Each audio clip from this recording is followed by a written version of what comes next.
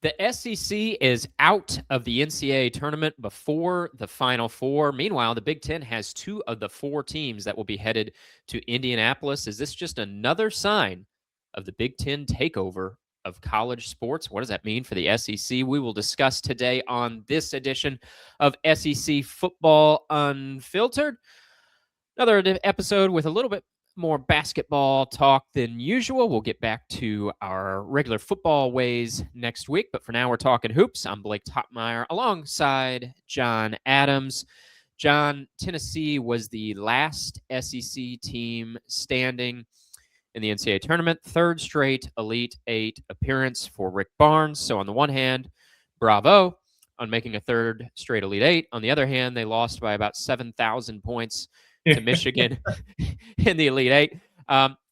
Your thoughts? I know you followed that Tennessee team closely in your role with the Knoxville News Sentinel. Your thoughts on Tennessee being the last team standing, how it ended, and also, will Tennessee ever get to a Final Four with Rick Barnes? Tennessee had, I thought, a favorable draw, even though it had a number 6 seed. I think matchups matter than more than seeding a lot of times. It beat a hot Miami of Ohio team, but a team that didn't have as much talent. Then it beat Virginia. Virginia was a slight favorite, but Tennessee could handle that. That wasn't a huge step up. Then very fortunate with Iowa State without its best player. I don't think Tennessee would have beaten Iowa State in the Sweet 16 if Joshua Jefferson had been able to play for Iowa State. He's the best leading rebounder and second leading scorer. All that gets it to Michigan in the Elite Eight and the debacle that ensued. That game reminded me of when I used to cover Super Bowls, late 80s and early to mid 90s. There were just a series of teams that were just good enough to make the Super Bowl. It took everything they had to get there. And then once there, just got blown out of the stadium. I watched that with Buffalo teams, Denver Broncos teams. And Tennessee truly had, I would never have thought it would have been the last SEC team standing, but there it was. It has come as far as it could. And it led 16-14 at one point. and then Michigan sort of asked, "Who's your daddy?" Yeah, and they found out. Is Michigan the team to beat at this point? Because Arizona's looked really, really good too. I think that semifinal on the right side of the bracket is, as many believe, is sort of the de facto national championship. You never know. Upsets happen. UConn's got an experienced team. Illinois' got a team that's playing really well, headed to the Final Four. But I think it's pretty clear that Michigan and Arizona are the 2 best teams. They've been the 2 best teams all tournament. Who's the team to beat, do you think, among those 2? When I watch those teams, it's almost like I'm watching the same guys. I mean, They just have different names. They just look bigger and stronger than the competition. They've got big guys that can move. They're sturdier, stronger. They do everything well. I mean, this looks like a national championship game matchup in the semis because these teams are very good defensively. They move the ball so effectively, and they can shoot. The one thing that really stuck out to me about Michigan was, though, against Tennessee, how well it passes the ball. Just really crisp, accurate passes and setting up teammates for baskets, either an open shot on the perimeter or a layup behind the defense. So I guess I would maybe favor Michigan after watching that game Sunday. I give the slightest of edges to Arizona. I mean, very slight. You're right. These teams, it's like looking in the mirror. Nobody's been more dominant than Michigan in this tournament. I guess what I like about Arizona, they've got that blend of the freshman star power, the NBA level freshman star power, but they have a senior at point guard in Jaden Bradley. Think Duke could have used one of those in the closing seconds. And so, they got the diaper dandy, so to speak, but they also have that leadership at the point. Love that. The other thing I like about Arizona, all 5 guys average in double figures, talking about the 5 starters. any one of them can go off for 20 in a game. Michigan, very balanced too, but I do feel like Michigan revolves ever so slightly more around one guy, Axel Lindeborg. He is the engine. And there's several other good players too. But Arizona truly as balanced as they come. One game, it could be Koa Pete going for 20 points. Next game, Braden Burries. Next game, somebody else. Or they could all go for 18 points. All 5 starters in the same game. They also got 2 guys coming off the bench, including Toby Waka, who used to be at Tennessee. But Arizona's first 2 guys off the bench were starters on last year's team that went to the Sweet 16.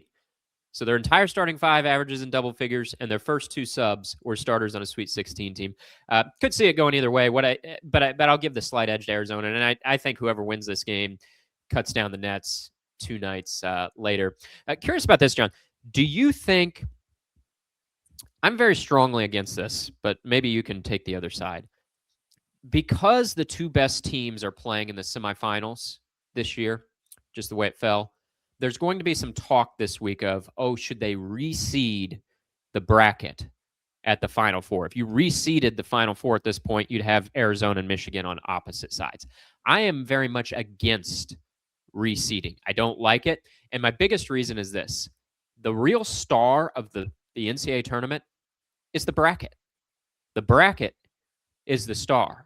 One of the reasons we love that everybody fills out a bracket. You follow your bracket. How many points do you got? Where are you at in your office pool?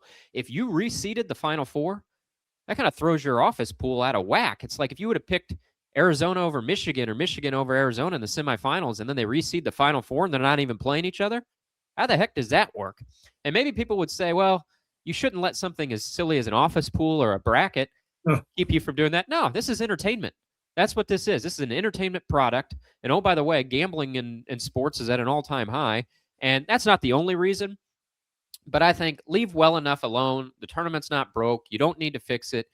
This year, the 2 best teams are playing in the semifinals. Does that happen often? Not necessarily. We see it in other sports. A few years ago, Georgia, Ohio State, they played a thriller in a semifinal, and the game decided on a missed field goal at the final second. Georgia went on to beat TCU by 1,000,000 points in the national championship. The national championship was the semifinal. Can you take the other side and say they should reseed the Final Four, or do you stand with me and say leave well enough alone? I'm not getting near the other side. You're right about that. I mean, you have to be really tone deaf to not be aware of what's going on here. My wife, mother-in-law, and brother-in-law drafted teams for the Final Four. It's kind of like having a bracket. My mother-in-law knows nothing about this.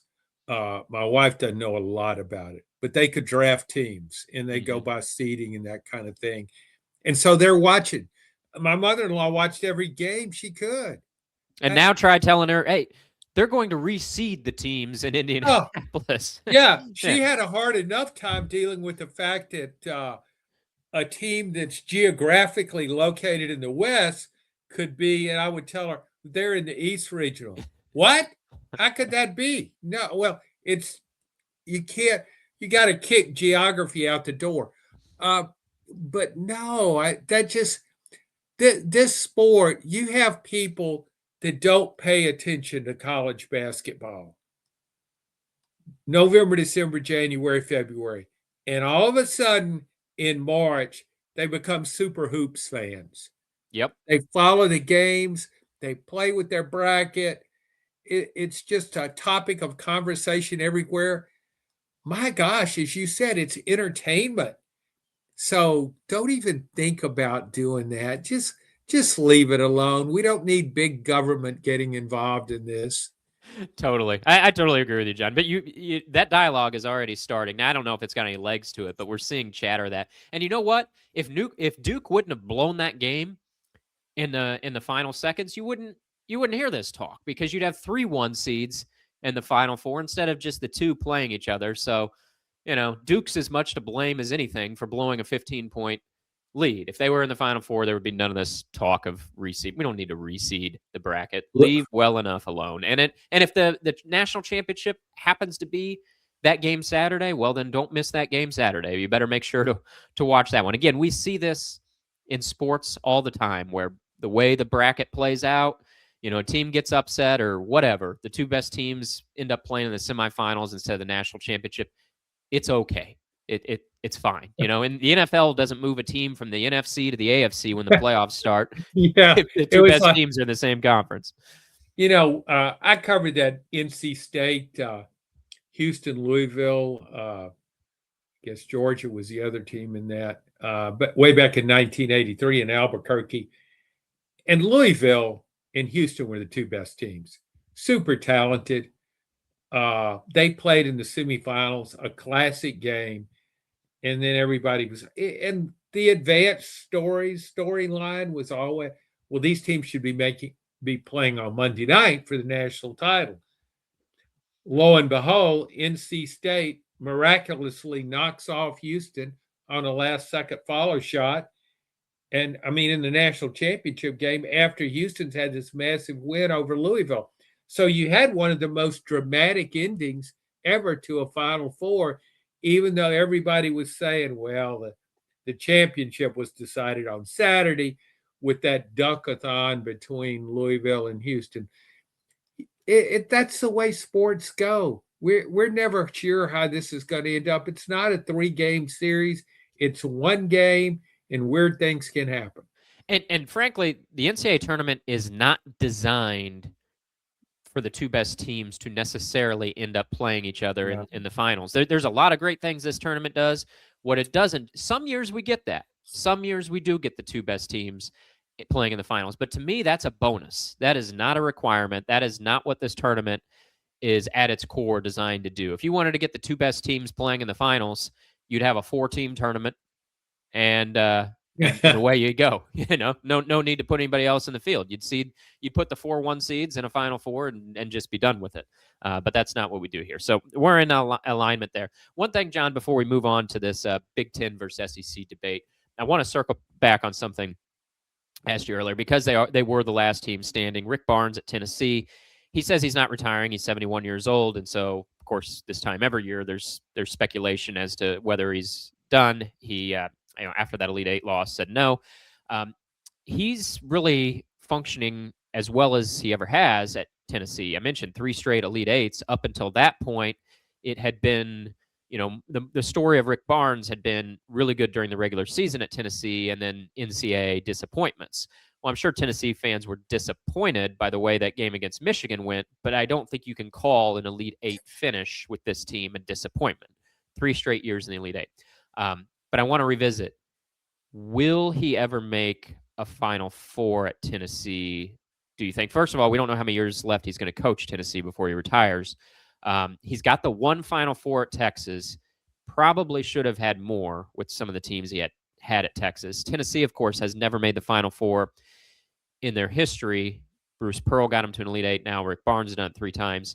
Do you think Barnes and Tennessee will ever make the Final Four together? Well, based on the track record, you need to say no, but I think he's thriving in this era. It's not as though they need a drastic overhaul.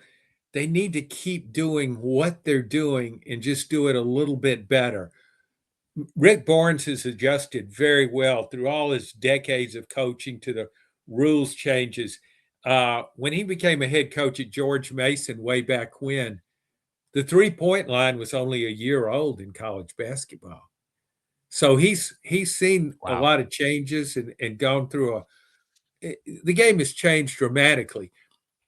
But Rick Barnes, unlike a lot of coaches, this NIL thing, a lot of them just said, I didn't sign up for this. And they might keep coaching because they're making a lot of money, but they kind of fight it. You can't fight it. Rick Barnes has embraced that, and he's embraced the portal. Rick Barnes and his staff have always been very big on development. He's done that in 11 years at Tennessee. He's developed players. They've gotten better when they stay there, but he understands, even though that's a strength, that's not what works all the time. You guys are going to be one and done. So the last 3 seasons, he got Dalton Connect in northern Colorado. He got Chaz Lanier at North Florida. And then he got Jacoby Gillespie at Maryland.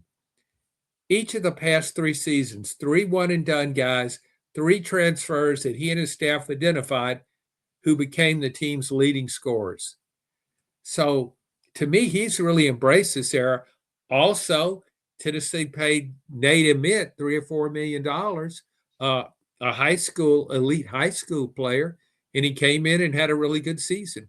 So unfortunately, he was playing with a hurt ankle the last part of the year, but so he's showing me that he can adjust to this.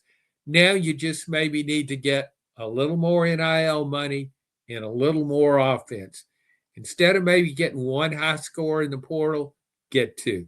Yeah, that's the thing. Tennessee is 1 additional offensive superstar away, I think, from being a Final Four program. To me, it would be something of a surprise if Tennessee takes that next step in the next few years, unless they can add that extra offensive superstar. That is what is keeping them away from that, I think, at this point. But you're right about Barnes. He's slid into this era just fine. And we've seen that with some older coaches. I think there's this idea around out there that the older coaches don't like this system. I think it's kind of individual. I think some older coaches are probably fine with it. I think some younger coaches probably aren't fine with it. I don't know that age necessarily has everything to do with it. I also think it's different between basketball and football, too. In some ways, I think this era is easier on basketball coaches than the last era was. And you've heard coaches talk about this, including Rick Barnes. You just ask what your number is now. You figure out whether you want that guy and if you could meet that number. And if you do, your deal's done. And you got to do that with about 3 or 4 or 5, maybe 6 guys every year. And that's that. You're not replacing in football, 40 guys leave, 40 new guys come in. You talk about 4 or 5 guys. You figure out what their number is. And there you go. Recruiting's done for the year. And some of that might be done at the high school level and some of it might be done at the college level. But it's much more simple when you're dealing with a smaller roster. And in a way, I don't think that's such a bad thing. It's business, right? It's just like if you're trying to hire a candidate for your job, you figure out what their number is. And if you can't meet their number, let's not even bother here. Let's not waste each other's time. If you can meet the number, then you say, okay, let's see if we can do business together and whether we both want this. And if you do, you sign for a year and move on or re-up the next year, Yeah, I'm glad you're not making this about age. Well, I'm sure you are. You're setting me up for an analogy because, when I could have said a few years ago, what, you want me to do a podcast? Are you kidding me? I'm a columnist. Podcast, what is that? But no, I embrace the another media platform and look where we are. We're an acclaimed podcast going all over America, I think. Or so some of my friends say. So no, Barnes is he's made those adjustments. Adjustments that Nick Saban in the end wasn't willing to make in SEC football. All right, let's get into the topic I teased in the open, John, the Big Ten versus SEC debate. And why are we talking about this? Well, it is a Super 2 world in college sports. And Arizona may well win the national championship from the Big 12, and that will not change, that it is a Super 2 world in college sports. One of the biggest rivalries going in college sports right now is the SEC versus the Big Ten.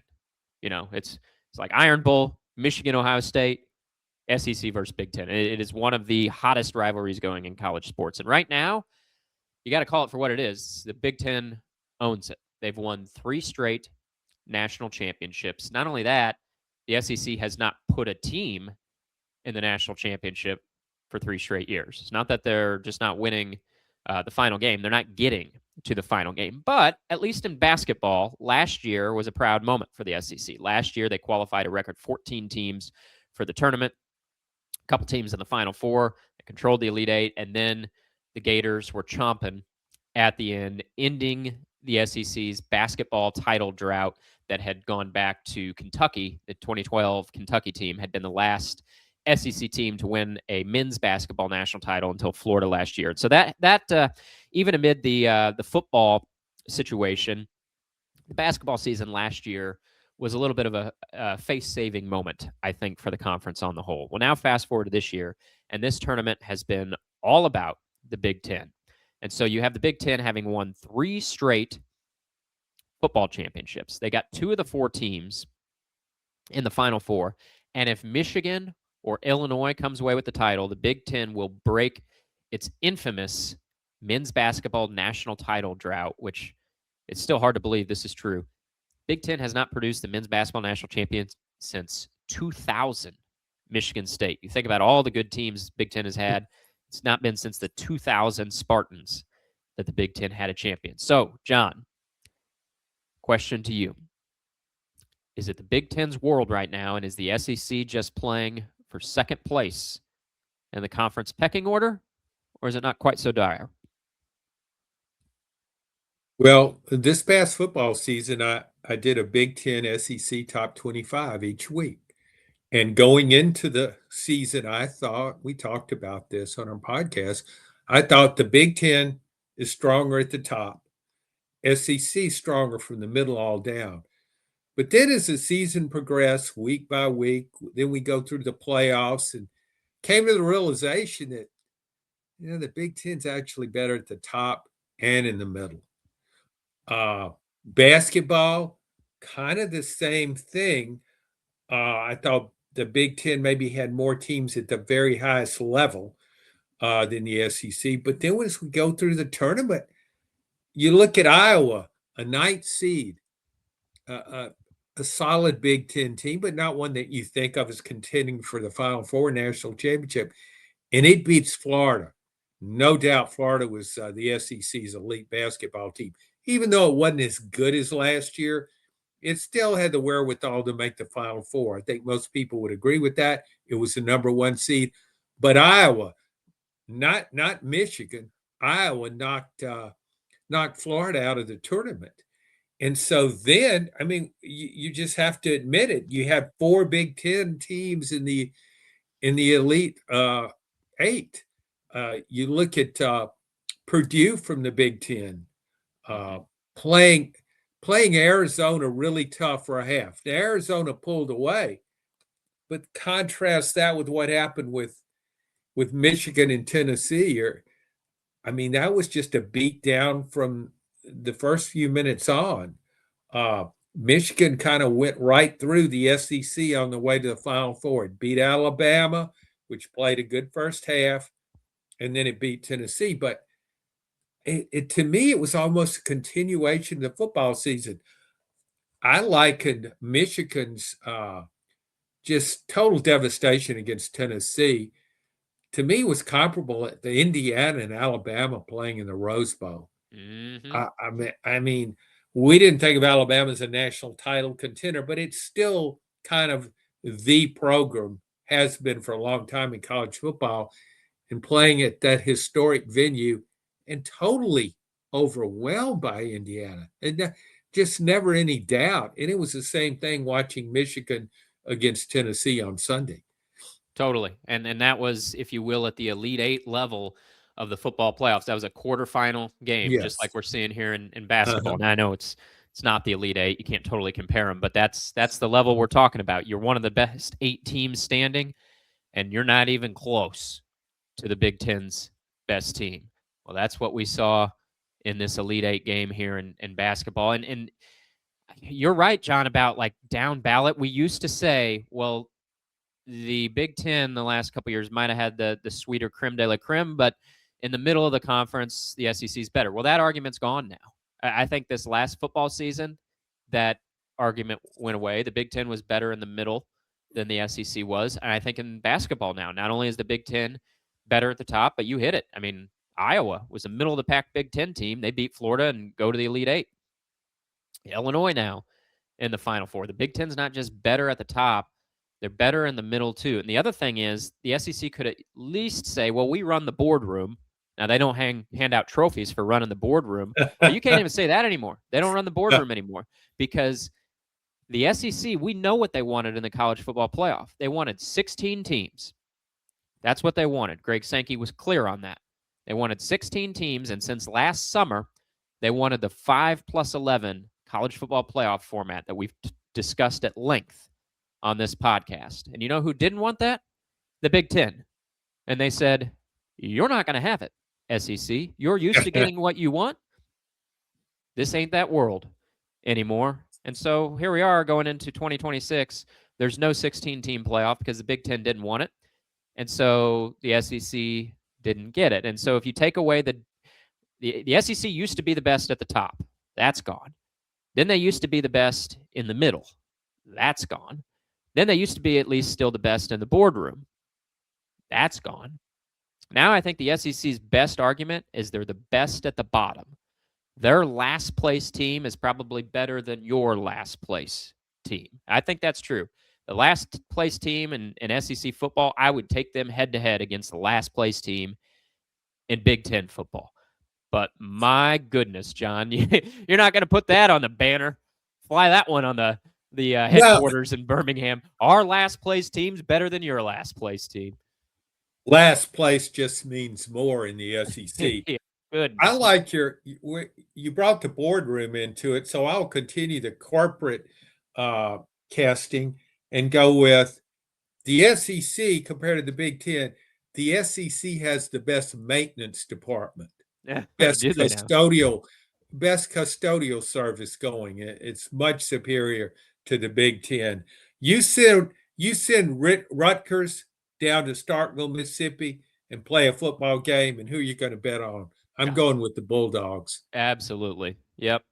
This is what it's come to for the SEC now. And hey, this is an SEC podcast, but John and I always say we try to shoot it straight for you. We're not going to tell you lies and fairy tales, and that's the brass tacks right now. I mean, you can't argue with the team holding the trophy at the end of the year when the SEC hasn't even put a team in the national championship in football for 3 straight years.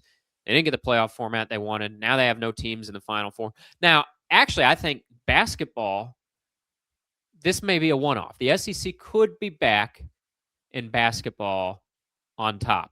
You know, it doesn't seem like Todd Golden is going to leave Florida. We discussed, you know, would North Carolina try to steal him? North Carolina, as we record this, hasn't hired a coach, but there doesn't seem to be a lot of buzz around that one. So you still got Golden at Florida, Nate Oates at Alabama, Rick Barnes at Tennessee. I think the SEC could put a team in the Final Four next year for basketball, maybe are even playing for the finals. But boy, it's just really hard to make an argument in this moment that the SEC is not sitting in second place. I don't know if they're playing for second place. I think that game is won. I think they're comfortably in second place. There's no real argument to me there, but I think they are in second place right now, and I think it's clear who's winning. That doesn't mean it can't change. Just like it changed, the SEC used to be on top for a decade plus. It's changed, and now it's the Big Ten. But whether it be because of NIL resources or the other thing, John, I think coaching too. I think the coaching talent, top to bottom, is a little bit better in the Big Ten in football right now, and I think it's a little bit better in the Big Ten in basketball right now. Now, maybe that changes in the next year or two, but right now I think the Big Ten is well positioned for this NIL era. They've also got some elite coaches. Like, I think when we talk about this Big Ten SEC matchup, I think what should concern the SEC the most is what Indiana did in football. Yeah. Because this is not an established power. This isn't Ohio State, Michigan, Penn State. This is a football ne'er-do-well. And all of a sudden, it rises to the very top of the sport with a team for the ages and goes 16-0. The SEC needs to look in the mirror and say, who could be our Indiana? Because Alabama, an established power, is clearly not as good as it once was under Nick Saban. Georgia is good under Kirby Smart, but I wonder about its NIL resources and what it's doing in the transfer portal. So is there hope? Is there some underling in the SEC that could rise to prominence with a hefty NIL payroll? It's kind of hard to predict that, but that to me is what the SEC team did, but SEC needs to do, because it's as though the Big Ten went out and signed up another powerhouse program in football. Well, good question. Good point, John. And there's no real comparison to Indiana. I mean, Indiana was one of the worst football programs in history. So, I mean, there's really no real SEC equivalent to that. I mean, I guess Vanderbilt, maybe you could make that comparison, but I don't know. I mean, Indiana was like in a class of its own, right? But that you raise a great point. Who can be the SEC's Indiana? Why not Tennessee, John? Now, I know comparing Indiana to Tennessee, at first you just laugh. I mean, their histories are incomparable. But from the point of Tennessee has not won a national championship in football since 1998. They went through more than a decade of dysfunction. You know it. You lived it. You chronicled it. You were there, making snide remarks the whole way, right? So Tennessee's not Indiana, but when you look at what have you done in the last 25 years? Okay, Tennessee's gotten respectable and made the playoff under Josh Heupel. Would have made the playoff twice if the 12-team playoff had been there in that Hendon Hooker year. But why can't someone like Tennessee be the SEC's Indiana, where you take the NIL resources, you have this ravenous fan base. Tennessee's the biggest story in town. It doesn't matter if the town is Knoxville or Nashville. I maintain Tennessee's number one team in Nashville. The Vols. I agree. Not the Titans, not the Predators, not anybody else. It's the Vols. Number one team in Nashville, number one team in Knoxville. There's some people in West Tennessee. They're the number one team in their town. So why can't a team like Tennessee be the SEC's Indiana? That's a really good question. And Tennessee has had some really high-level moments in football. But other than the 98 national championship team, it hasn't ascended to that level. It hasn't been – you could make a case in the late 90s rather, that that's where Tennessee was headed, that it had the wherewithal to become the program in the SEC. Didn't work out that way at all. But it does have NIL money, and Knoxville is growing by leaps and bounds. It's growing. I live here. It's growing too fast, really. But there's more people. Good thing your mortgage rate's locked in, John, because I don't know if you could afford to buy a house there now. Oh, no, I would be on the street. Yeah. We'll write for food on a corner somewhere. But I think Tennessee has the resources.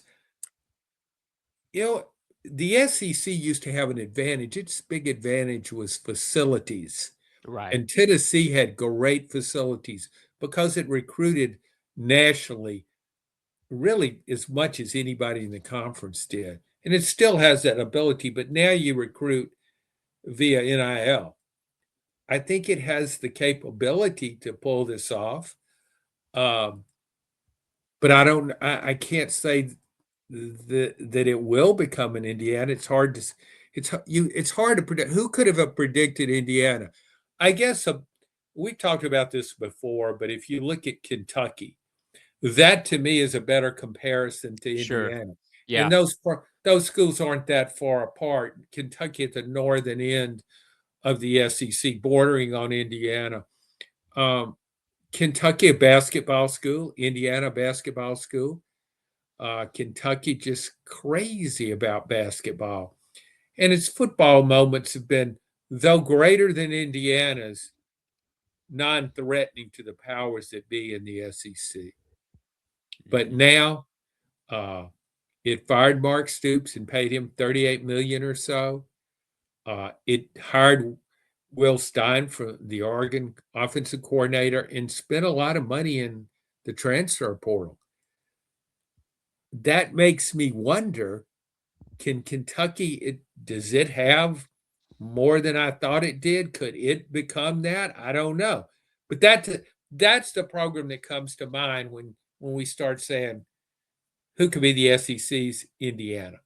All right, John, I want to get us into one more topic here because frankly, I think it's worth it. And it taps into your expertise, which I love to do. I mean, I like hearing you speculate wildly about things you have no idea about, but I prefer to hear you weigh in on areas of your expertise. So Louisiana, state you know well, your native state, spent many of your years there, LSU. Oh my goodness. Oh my goodness, LSU. Come on down, Will Wade. Welcome back.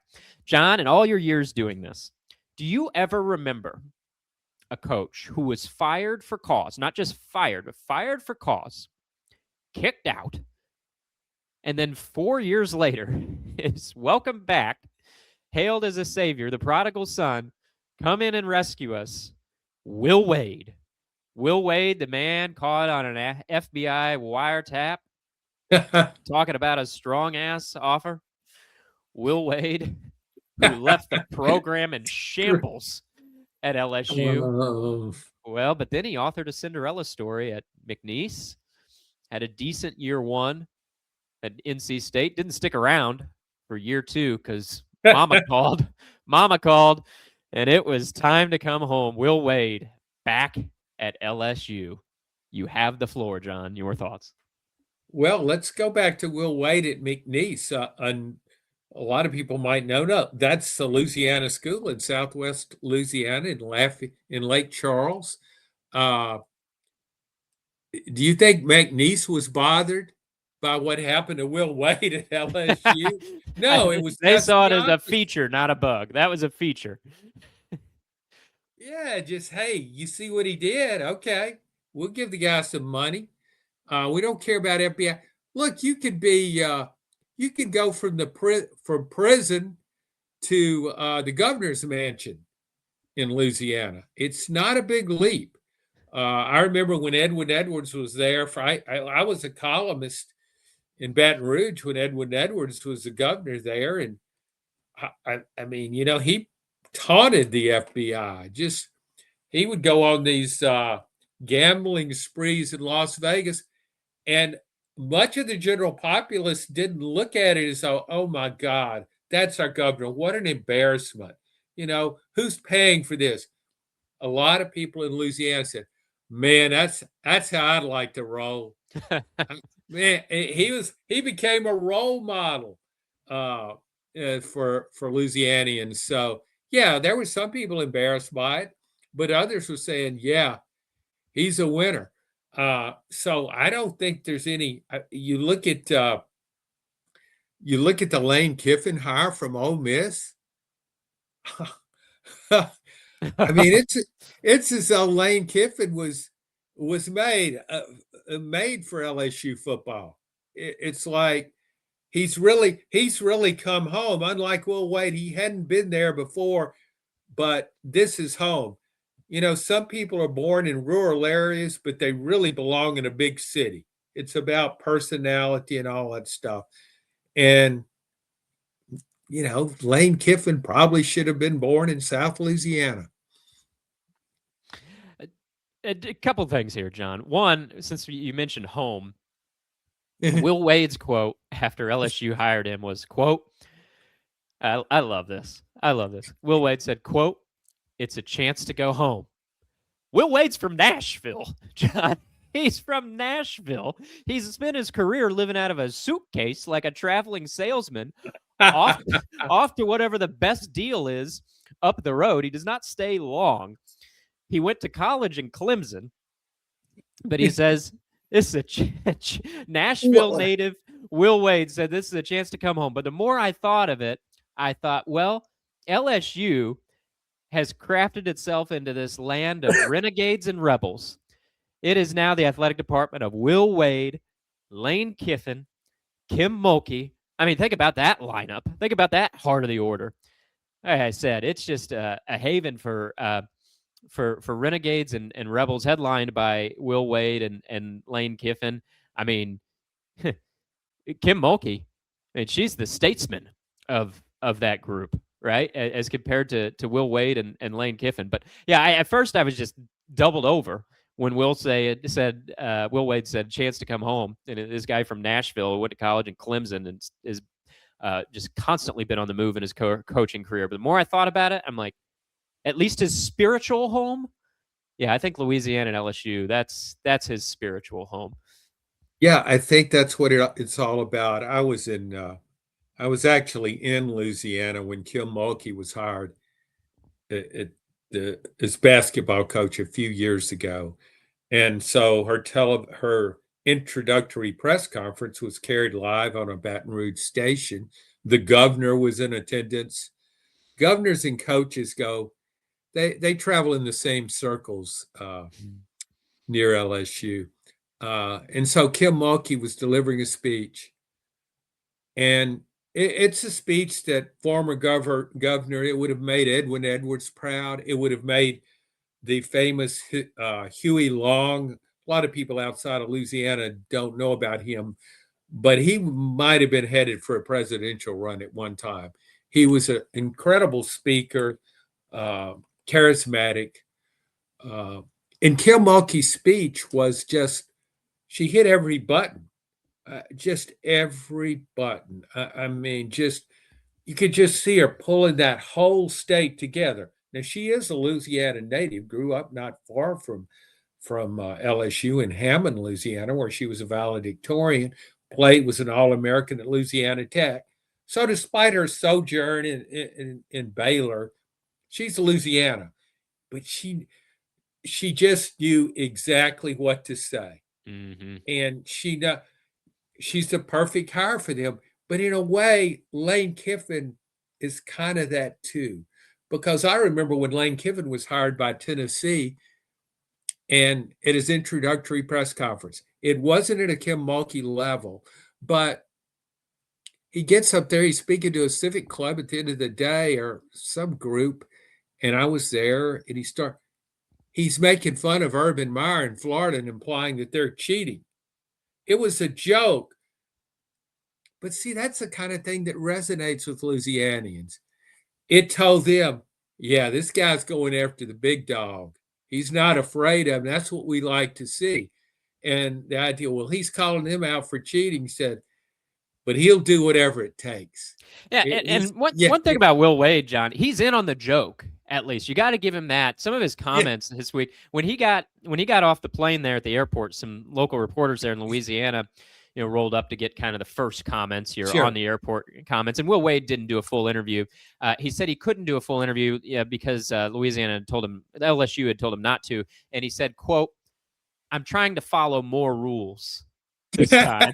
I mean, he's in on the joke at least. And then at his introductory press conference on Monday of this week, Will Wade said he was going to make history either way. He said he's either going to hang banners in the arena there, or he'll be fired for the second time, which you don't see. You don't see the same coach fired twice very often, particularly not when he was fired the first time for cause. So he's in on the joke, right? And the beauty for Will Wade and LSU now is Sheriff's out to lunch. Sheriff's gone. This is long live the era of the scofflaw, the rebel rules. It's rebel rules at this point. And so, yeah, I could see Will Wade being successful there at LSU. Will he win a national championship? I don't know about that, but he's had him in the Sweet 16 before. Could he get LSU basketball, which was an absolute doormat the last few years, in part because Will Wade burned it all down. After building it all up, he burned it all down. He had a hand in that. But LSU basketball, men's basketball, has been a laugher the last few years, and I think Will Wade can at least get them back at the Sweet 16 level. As you said, Will Wade, though he's not from Louisiana originally, he's spiritually a part of that state. Oh, yeah. And he already realizes the value. You don't have to hide your checkered past there. No, just the opposite. You can flaunt it. I'm sure Lane Kiffin will regale his LSU audience about his escape from Mississippi and all that, how that took place. So that's, yeah, you don't have to worry about it. You don't have to think about, oh my God, how do I avoid this? I don't want to mention my past mistakes or whatever. No, you just roll with it. Hey, let the good times roll, man. Let the good times roll. What a lineup that is, John. Kiffin, Will Wade, Kim Mulkey. I'm still trying to figure out the punchline of, you always hear the such and such, they walk into a bar, right? I don't think these three are headed to a bar. I don't know where they're headed, but it's going to be wildly entertaining, if nothing else. And they'll probably try to steal some players along the way to wherever they're headed. I mean, you talk about some portal plunderers. Kiffin is the self-called portal king, and the shoe does fit there. Will Wade's going to be a portal king for LSU basketball, and Mulkey, yeah, she can peel off some talent too there in her program. So I don't know where they're headed, but they're stealing players along the way. Well, and wherever they're headed, there's a long line of followers behind them, and they're ready to party. That's true. All right, we'll leave it there, John. We'll get back full-fledged into the football talk next week, but thanks for following us along with us last few weeks for the basketball chatter. Thanks for listening to this edition of SEC Football Unfiltered. Enjoy the Final Four, even if it doesn't include the SEC.